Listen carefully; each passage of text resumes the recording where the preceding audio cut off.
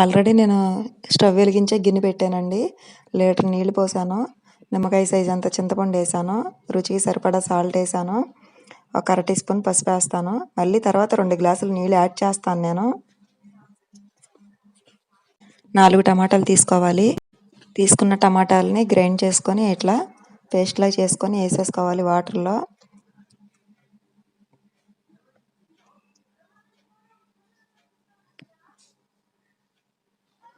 అలాగే పచ్చిమిర్చి కూడా ఒక 4-5 పచ్చిమిర్చి తీసుకొని ముక్కల కింద చేసి వేయాలి. 2 రెమ్మల కరివేపాకు, ఒక ఉల్లిపాయ సన్నగా తరిగి వేయాలి. మరగటం స్టార్ట్ అయింది కాబట్టి ఇప్పుడే కొంచెం కొత్తిమీర వేసుకోవాలి. అలాగే అల్లం వెల్లుల్లి పేస్ట్ కూడా వేసుకోవాలి.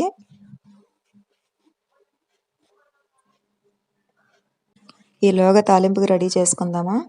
వెల్లుల్లిపాయ, జీలకర్ర, ఆవాలు, సాయిగుళ్ళు, పచ్చెనగపప్పు, ఎండుమిర్చి, కరివేపాకు కావాలి తాలింపుకి. ఇంకొక పావుగంట మరగాలి. నేను ఇంకో పావుగంట మరగనిస్తాను. మరిగిపోయింది బాగా. ఇప్పుడు తాలింపు వేసుకుందాము చారు అనేది. తాలింపుకి స్టార్ట్ చేద్దాము. నేనైతే ఇంకా కళాయి పెట్టి 2 స్పూన్లు ఆయిల్ పోసాను. ఒక 7 రెమ్మలు వెల్లుల్లిపాయ వేసాను. ఈ వెల్లుల్లిపాయ కొంచెం వేగనిచ్చిన తర్వాత ఆవాలు వేయాలి.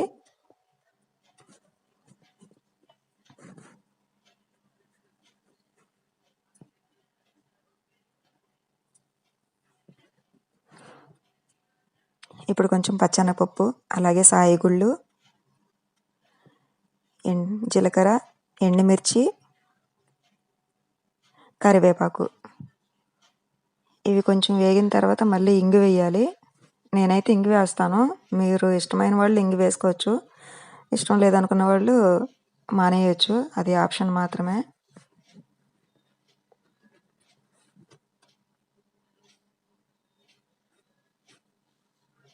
అయిపోయిందండి తాలింపు. ఇప్పుడు చారు వేసేద్దాం ఇందులో.